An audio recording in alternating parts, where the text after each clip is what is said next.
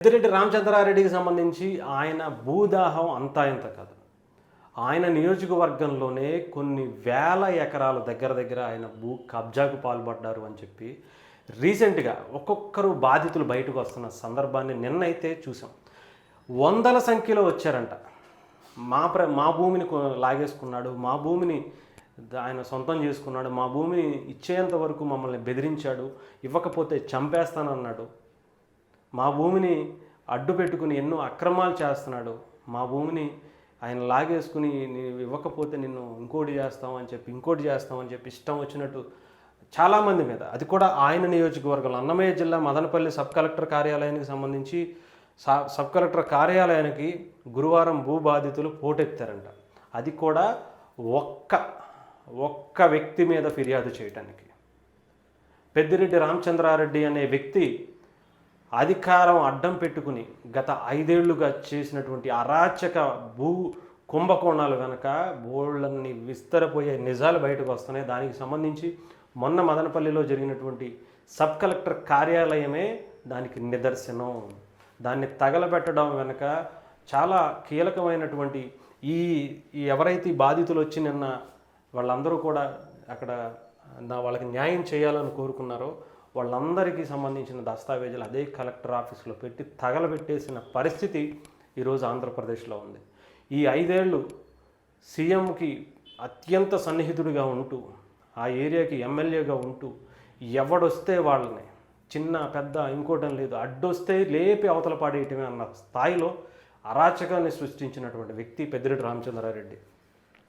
ఆయనపై ఫిర్యాదులపై సమగ్ర విచారణ చేయబడతామని హామీ ఇచ్చినట్టుగా తెలుస్తుంది. వందల సంఖ్యలో వచ్చారు.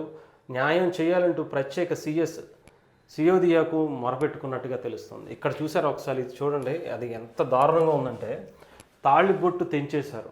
ఆమె మదనపల్లి మండలం బండకాడిపల్లెకు చెందిన శోభారాణి. ఆమెకు సర్వే నెంబర్ 773/13లో 5 ఎకరాల భూమి, 5 ఎకరాలకు పైగా భూమి ఉంది. దాన్ని పెద్దిరెడ్డి అనుచరులు వెంకటరమణ, గోవిందులు కబ్జా చేశారు. ఇదేమేనని ప్రశ్నిస్తే నన్ను ప్రశ్నించినందుకు శోభారాణిపై దాడి చేసి తాళిబొట్టు సైతం తెంచేశారు.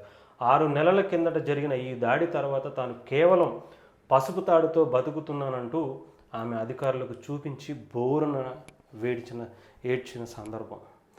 ఎంత దుర్మార్గానికి ఈ 5 ఏళ్ళు ఆంధ్రప్రదేశ్లో తెరలేపారు అంటే ఇంతకుముందు ఎప్పుడు చూడనటువంటి విధంగా. నిజంగా బ్రిటిష్ వాళ్ళ టైంలో అప్పట్లో ఏమన్నా చూసుండి ఉంటాం మేము. వాళ్ళ అరాచకాలను అప్పట్లో భరించి ఎవరో ఒక వ్యక్తి వచ్చి కొంతమందిని ఏమన్నా అప్పట్లో ఏ బ్రిటిష్లో అల్లూరి సీతారామరాజు లాంటి వాళ్ళు లేదా ఇంకొకళ్ళు వచ్చారేమో. కానీ ఈసారి మళ్ళీ వీళ్ళకి ప్రభుత్వం అంటే వాళ్ళు ఓటు వేసి గెలిపించుకున్న వాళ్ళ నాయకుడే వాళ్ళ పాలిట శాపం అయితే ఏమొద్దు, ఇది ఒక్కటే నిదర్శనంగా చూసుకోవచ్చు. అసలు మీరు చూస్తే వీళ్ళు ఎంతమంది ఉన్నారో తెలుసు అసలు. అది చూడండి, ఎన్ని వందల మంది, కొన్ని వందల మంది అక్కడికి నిన్న వచ్చి ఫిర్యాదు చేయటం జరిగింది.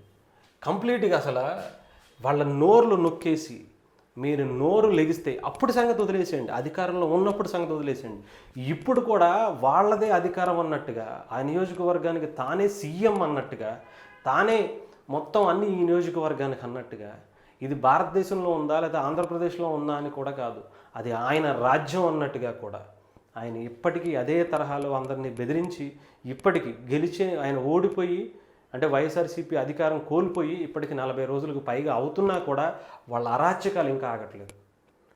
వాళ్ళ అరాచకాలు ఎక్కడ ఇంకా బయటపడతాయని ఒక సబ్ కలెక్టర్ కార్యాలయాన్ని తగలబెట్టేయడానికి కారణం ఏంటో కూడా ఇప్పుడు పోలీసులు వెతుకుతున్నారు.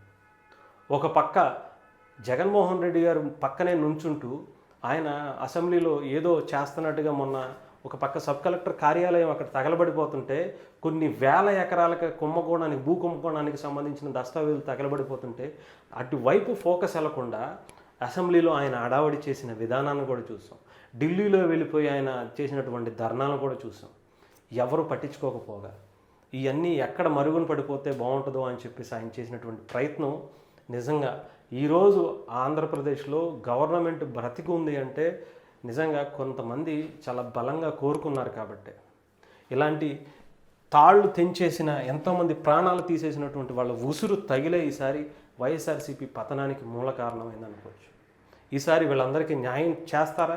దీని వెనకాల మరి వాళ్ళు తగలబెట్టేసిన దాంట్లో సబ్ కలెక్టర్ కార్యాలయంలో తగలబెట్టేసినవి ఏం తగలబెట్టేశారు, ఎందుకు తగలబెట్టేశారు, దీని మీద విచారణ చేయాలని సిఐడికి ఆల్రెడీ ఆదేశించింది రాష్ట్ర గవర్నమెంట్. సిఐడి అక్కడ డీజీపీ గారు కూడా మొన్న హుటాహుటిని వెళ్ళారు. దానికి సంబంధించి జరిగితే కనుక డెఫినెట్గా ఒక ఎవ్వరు ఊహించినటువంటి నిజాలు బయటకు వచ్చే అవకాశం సబ్ కలెక్టర్ కార్యాలయానికి సంబంధించి ఇలాంటి కొన్ని వందల వేల మంది గుండె కోత కూరైనటువంటి వాళ్ళ భూములు కొన్ని వందల సంవత్సరాల నుంచి దాని మీద ఆధారపడి జీవిస్తున్నటువంటి కొన్ని వందల మంది జీవితాలు ఆధారపడి ఉన్నాయి అనుకోవచ్చు.